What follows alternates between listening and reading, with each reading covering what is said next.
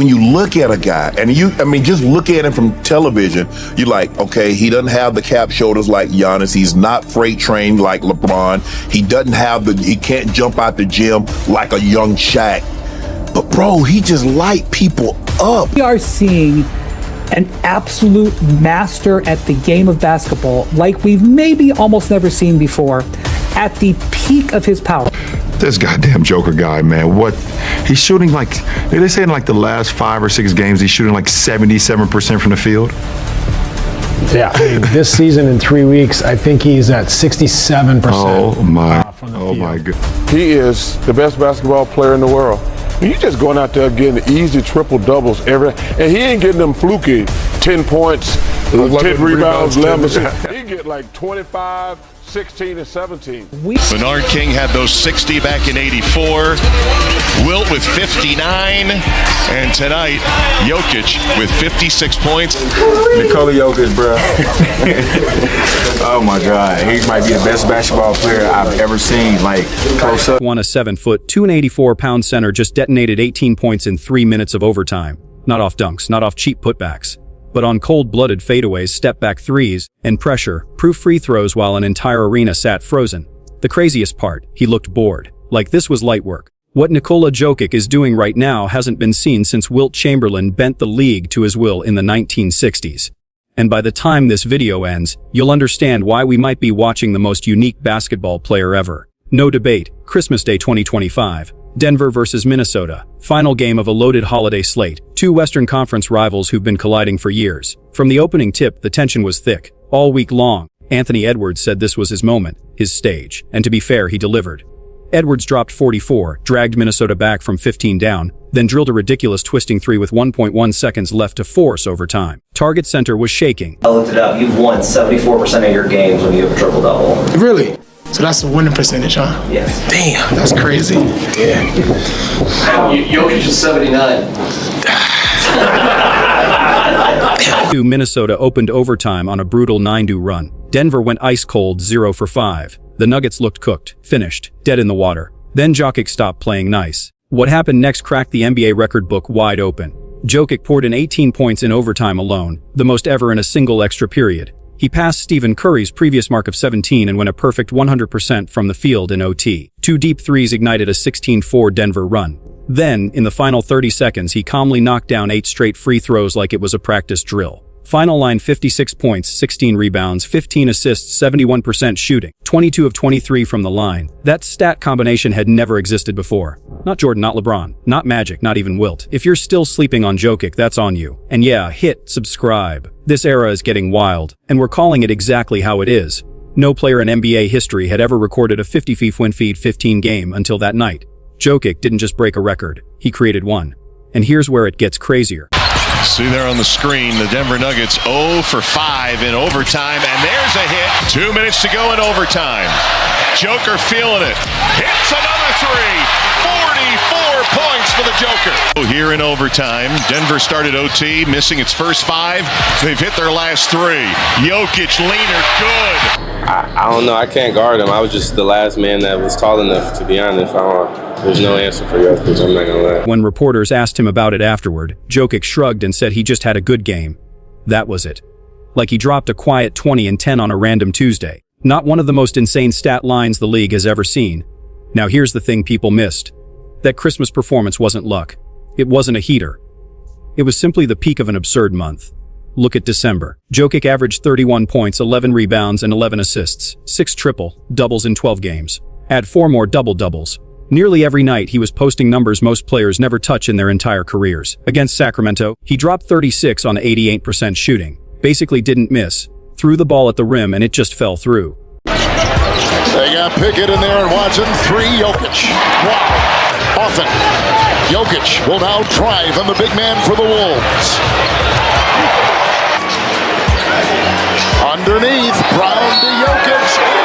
Foul, count it. But what he's doing right now this year, what he did last night, was a reminder that it's time to have different conversations about him outside of MVP. Against Houston, one of the league's best defensive teams with elite rim protection, he flirted with a 40-point triple-double and only played 29 minutes because the game was already over. Earlier in the month versus Dallas, he casually posted 29 points, 20 rebounds, and 13 assists in a loss. Even when Denver didn't win, he still owned the entire stat sheet. These aren't flukes. These aren't perfect night anomalies. This is normal now. Peyton Watson said it best after Christmas. We're watching history every single night. And he wasn't exaggerating. Here's what people still haven't fully processed. Every era has legends, Hall of Famers, players who define generations. But once in a while, someone appears who doesn't just raise the bar, they exist on a completely different level. In the 1960s, that guy was Wilt Chamberlain. 100 points in a game, 55 rebounds in another, 50 points per game for an entire season. Different rules, different world. And if this breakdown is hitting, tap subscribe, because watching this era without context means missing the whole story. Wilt wasn't just better than everyone else. He was playing a different sport. Defenders looked lost. Box scores looked fake. The gap between Wilt and everyone else was absurd. Against somebody like that, you're trying to, you're not going to lock someone like that down, but when you're trying to slow somebody like that, like, what do you even do? You just do the best you can. Size is certainly on Porter Jr.'s side. Looking for a cutter. Instead, he finds Brown on the other side. Chance, Joel Embiid could play on Sunday on ESPN. Oh, my goodness. Nikola Jokic. It's literally incredible how many passes he makes where you're like, well, like, I tried. Like, it's just, there's nothing I can do about it. For years, analysts compared Jokic to Wilt like it was exaggeration. After Christmas, that talk isn't hype anymore. Jokic is the modern Wilt. The guy who makes everyone else look like they're playing a slower, unfinished version of basketball. This is his generation. Think about this. Over the last 6 seasons, Jokic is the only active player ranked top 10 in points, rebounds, and assists. All 3. Nobody else is even close. That Christmas explosion pushed him to 3rd all-time in Christmas Day scoring, behind only Wilt's 59 and Jordan's 60. Legendary company. And it doesn't stop there. Jokic now sits at 180 career triple-doubles, just one behind Oscar Robertson for 2nd all-time. Blink, and he passes him. Combined being 6'11", 6'10", 11, with basketball IQ, skill, he can shoot, he can dribble, he can pass, he sees things 3 steps ahead. Jokic with 7 to shoot, guarded by Aldama. Going behind the back to Watson. Spencer Jones. Oh my goodness. Like, there's always a place for a shooter, right? Yes. Always a place for a shooter in the NBA. There's always a place for somebody who can rebound. Now, if you can rebound and shoot, okay, you're going to be good. If you can rebound, shoot, handle, you're going to be really, really good. 50 million. Yeah, if you can rebound, shoot, handle, and your basketball IQ is top 5 in the NBA, you're unstoppable. Here's the stat that really breaks people's brains.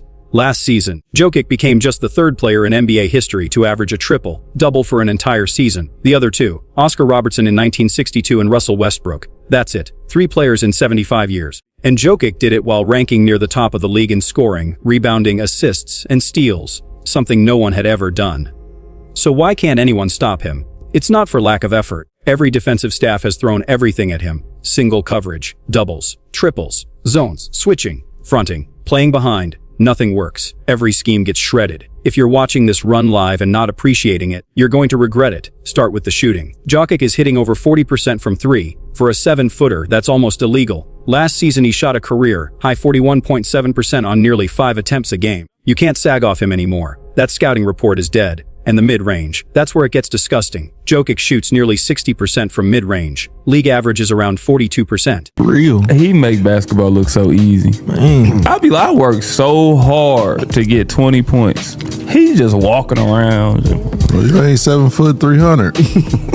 But he doing guard stuff. Going dimes, bro. You talk about having 20. He had 18 in overtime in the last 3 minutes. He had 18 points in 3 minutes at OC, crazy, bro. That's insane. He's so good at basketball, bro. And he's almost 20% better than everyone else from that zone. Fadeaways, step backs, automatic, and he doesn't rely on speed or bounce. He creates space with footwork, angles, timing, and balance. He dominates in ways that shouldn't even be possible. He can't jump over a phone book, yet he scores over longer, quicker, more athletic defenders every night. His touch is so soft blocks barely happen. He releases before help arrives, already knowing where the defense is rotating. And unlike Shaq, you can't hack him. Jokic shoots over 80% from the line. You foul him, you pay. But the real nightmare is this: the scoring isn't the problem. The problem is what happens when you try to stop it. Double him. He finds the open man instantly. Rotate, too late. Blink, you're cooked. Even Rudy Gobert admitted it after Christmas. There's no answer. That wasn't humility, that was honesty. And here's what messes with people's heads. Look at him. He doesn't have Giannis's shoulders. He's not built like LeBron. He doesn't explode. He jogs. Sometimes he looks like he wandered in from a pickup run. On paper, he shouldn't dominate anyone, yet here we are.